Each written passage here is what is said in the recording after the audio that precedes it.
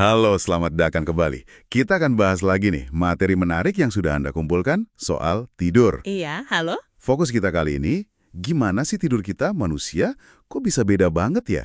Dari sisi evolusi, terus kalau dibandingin sama kerabat primata kita, dan juga gimana kebutuhan tidur kita itu berubah-ubah sepanjang hidup.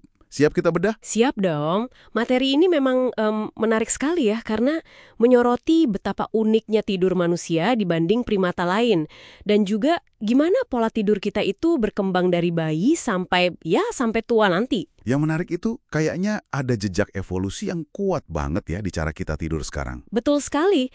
Sejarah evolusi kita benar-benar membentuk pola tidur kita malam ini. Oke, langsung aja deh ke fakta yang cukup bikin kaget mungkin. Kita ini tidurnya jauh lebih singkat loh dibanding kera besar lain. Iya kan? Tapi bukan cuma soal durasi aja kan bedanya. Bukan cuma itu. Justru perbedaan utamanya ada di, kualitas sama komposisi tidurnya. Kualitasnya gimana tuh? Jadi gini, manusia itu menghabiskan porsi waktu tidur yang, jauh lebih besar di fase REM. Rapid Eye Movement, fase kita mimpi itu loh. Oh, fase mimpi. Berapa persen tuh? Sekitar 20-25% dari total tidur kita itu REM. Nah, bandingkan coba sama primata lain. Berapa mereka? Rata-rata cuma 9%. Wah, jauh banget ya. 25% sama 9%. Itu signifikan banget. Iya, perbedaan besar. Ini nunjukin betapa pentingnya mimpi. Proses kognitif pas REM itu buat keunikan kita sebagai manusia. Lalu, kok bisa gitu ya? Kenapa kita bisa beda sejauh itu? Apa sih yang terjadi di evolusi kita? Nah, ini ada kaitannya erat sama di mana nenek moyang kita dulu tidur. Tidur di mana memangnya? Jutaan tahun lalu, mereka itu tidurnya di pohon. Bikin semacam, sarang sederhana gitulah. Oke, keras sekarang ya? Mirip, itu aman sih dari predator, tapi ada batasannya. Terutama buat tidur REM. Batasannya gimana? Kok bisa membatasi rem? Kan pas REM itu, otak kita bikin otot-otot tubuh jadi lumpuh sementara. Istilahnya aktonia otot. Oh iya, biar kita nggak bergerak sesuai mimpi kan? Betul.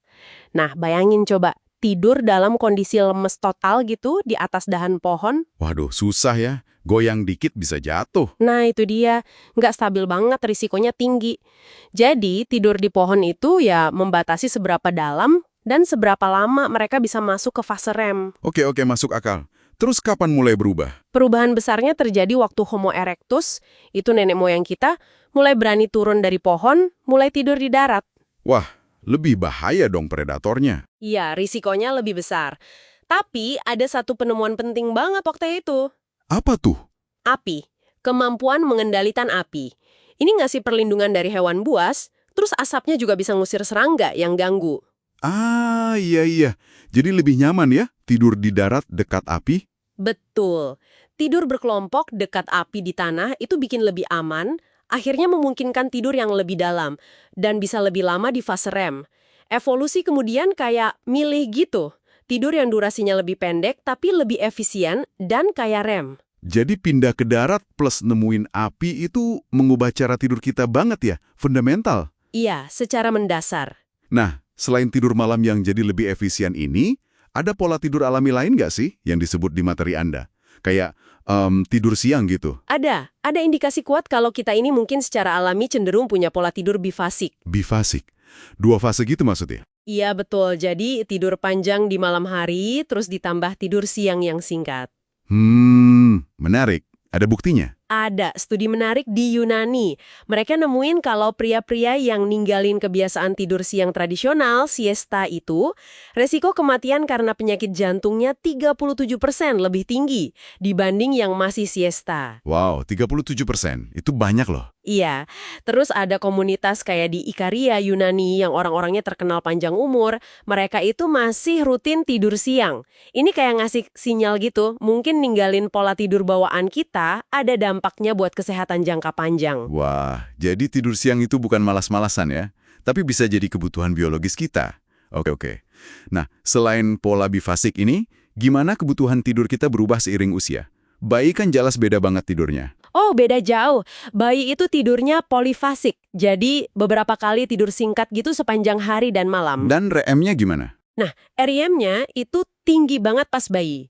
Bisa sampai 50% dari total waktu tidurnya. Ini penting banget buat perkembangan otak yang lagi pesat-pesatnya di awal kehidupan. Tapi seiring tumbuh, rasionya berubah drastis. Berubah gimana pas remaja sama dewasa? Pas remaja, giliran tidur dalam atau NREM yang jadi dominan. Bisa sekitar 80%. REM-nya turun jadi sekitar 20%. Kenapa NIRM jadi penting pas remaja? Fase NIRM ini penting buat pemulihan fisik, tapi juga buat proses yang namanya pemangkasan sinaptik. Semacam penyempurnaan koneksi di otak gitu yang krusial banget pas masa remaja. Pola 80-20 ini umumnya bertahan sampai dewasa. Terus kalau orang tua gimana? Sering dengar katanya mereka butuh tidur lebih sedikit. Mitos atau fakta tuh? Itu lebih ke mitos sih menurut materi ini. Justru orang tua itu butuh jumlah tidur yang sama. Tapi masalahnya sering kesulitan buat dapetin tidur berkualitas. Kesulitan gimana maksudnya? Kualitas tidurnya, terutama tidur dalam NRM tahap 3 dan 4, cenderung menurun. Ritme sirkadiannya juga bisa geser, jadi gampang kebangun atau malah tidurnya jadi lebih awal banget. Jadi bukan kebutuhannya yang kurang, tapi efisiensi sama kualitas tidurnya itu yang menurun. Oke, paham. Jadi coba kita rangkum nih buat Anda. Tidur kita ini unik banget ya, hasil evolusi. Lebih pendek dibanding primata lain, tapi jauh lebih kaya sama fase mimpi atau REM. Betul. Ini kemungkinan besar karena kita pindah tidur dari pohon ke tanah, dibantu sama penemuan api, yang bikin tidur jadi lebih efisien. Plus kita juga punya kecenderungan alami buat tidur dua fase, atau bifasik. Dan kebutuhan serta pola tidur ini terus berubah sepanjang hidup kita. Mulai dari bayi yang butuh banyak REM buat otaknya berkembang, remaja dengan tidur dalam yang dominan buat merapikan koneksi otak, sampai tantangan menjaga kualitas tidur pas usia lanjut. Tiap fase punya fungsinya sendiri yang penting. Nah, ini jadi ninggalin satu pertanyaan menarik nih buat Anda renungkan.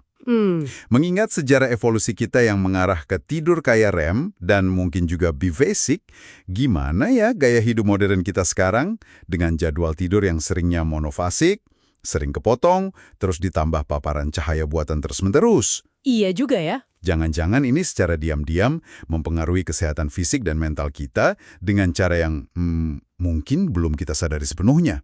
Sesuatu buat dipikirkan lebih lanjut ya.